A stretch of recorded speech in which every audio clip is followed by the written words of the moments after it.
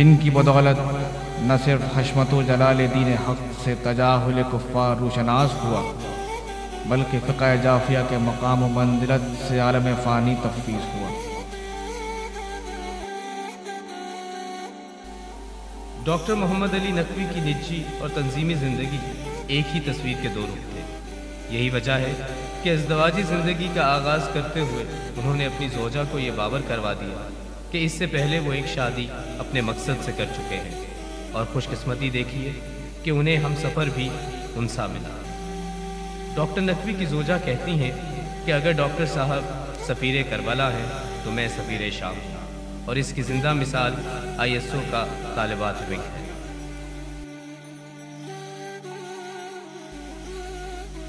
ہر انسان کی شخصیت کے رنگ کسی عظیم ہستی سے مستعار لیے ہوئے ہوتے ہیں، مگر ڈاکٹر صاحب کی شخصیت تو خود قوس قزح کی مانند تھی۔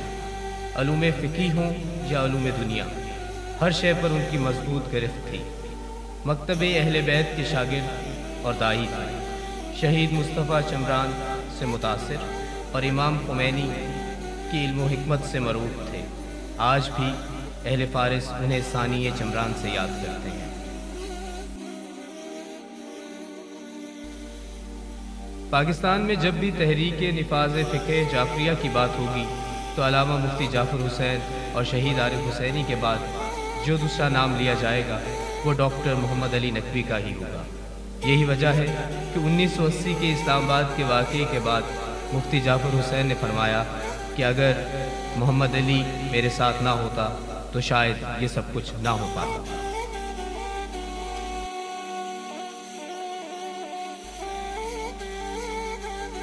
شہید ڈاکٹر محمد علی نقوی کا خط اپنی دختر کے نام ہے۔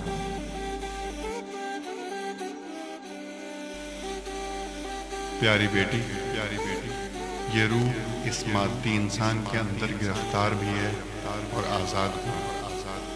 بس اسی طرح جیسے یہ انسان اس دنیا میں اور دنیا کے ماحول میں گرفتار بھی ہیں اور آزاد بھی، لیکن جس طرح یہ روح اس مادی جسم کی تمام برائیوں کو دیکھتے ہوئے اپنے آپ کو بچانے کی صلاحیت رکھتی ہے، اسی طرح یہ انسان اس دنیا کی تمام خرابیوں کے باوجود اگر بچنا چاہے تو بچ سکتا ہے۔ بیٹی، اگر تم ایک مقصد زندگی کو سمجھ کر صراط مستقیم پر چل پڑو تو سمجھو ہم سب کی اصلاح کرو۔ والسلام، سید محمد علی نقوی۔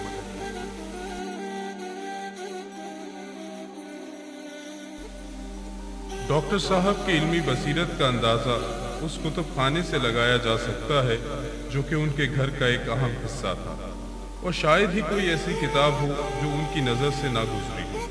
یہی وجہ ہے کہ علم و ادب کی ہر محفل کی زینت تھی۔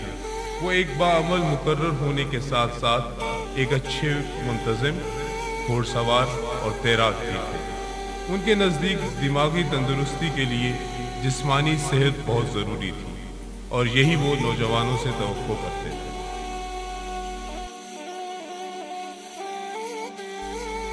ڈاکٹر صاحب کی دور اندیشی کا یہ عالم تھا کہ وہ شاہ ایران کے زمانے سے ہی مرد آباد امریکہ، مرد آباد امریکہ کا نعرہ بلند کرتے رہے، اور پھر انقلاب ایران کے سب سے بڑے داعی بنے، اور 1985 میں شیطان بزرگ امریکہ کے خلاف احتجاج کرتے ہوئے اسیر حرم کہلائے۔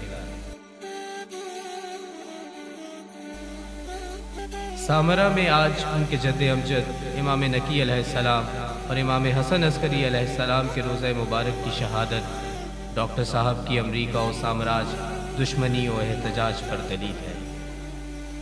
ڈاکٹر صاحب کی زندگی کا ہر رخ مشعل راہ ہے۔ انسانی ہمدردی کا یہ عالم تھا کہ ایران عراق جنگ کے دوران زخمیوں کے علاج کی خاطر کافی عرصہ دکودک صحرا میں بارڈر پر گزارا۔ اس کے علاوہ پاکستان میں ہلال احمر کے ادارے کے ساتھ افغان جنگ میں بھی اہم کردار ادا کیا۔ زینبیہ ہاسپٹل لاہور میں بھی ڈاکٹر صاحب نے خدمات انجام دی۔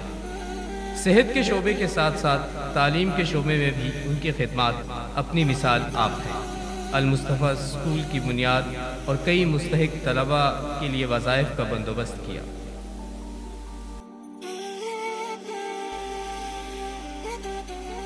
سربلندی مذہب اسلام، اتحاد بین المسلمین اور محافظت عرض وطن کی راہ پرخار پر چلنے والے صدیوں سے اہل کفر اور جہل خرد سے نمٹ آزما ہوتے آئے تھے، اور اس راہ حق کے مجاہد ڈاکٹر محمد علی نقوی تمام عمر سینہ معصوم میں آرزو شہادت کی لو دہکائے رہے۔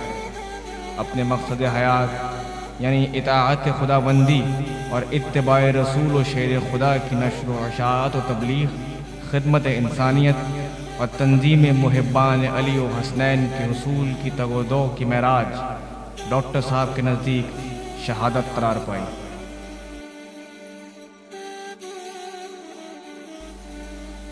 ڈاکٹر محمد علی نقوی اکثر کہا کرتے تھے کہ شاید خدا کو میرا کوئی عمل ابھی تک پسند نہیں آیا، یہی وجہ ہے کہ 42 برس بیت گئے اور ابھی تک مجھے شہادت نصیب نہیں ہوئی۔ اور پھر ایک روز خدا نے اس بندہ پرور کو اپنے دیدار کی خاطر اس دنیا سے اٹھا کر اپنے پاس بلا لیا۔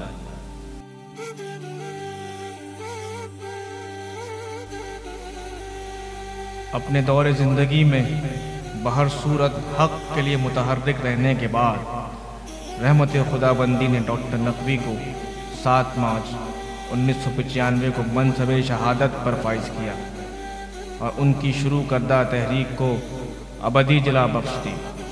ڈاکٹر محمد علی نقوی نے شہید کا درجہ سربلند پا کر نہ صرف حیات دوام حاصل کی بلکہ امت مسلمین کے لیے عشق حقیقی کی راہ میں لافانی مشعل راہ منور کر دی۔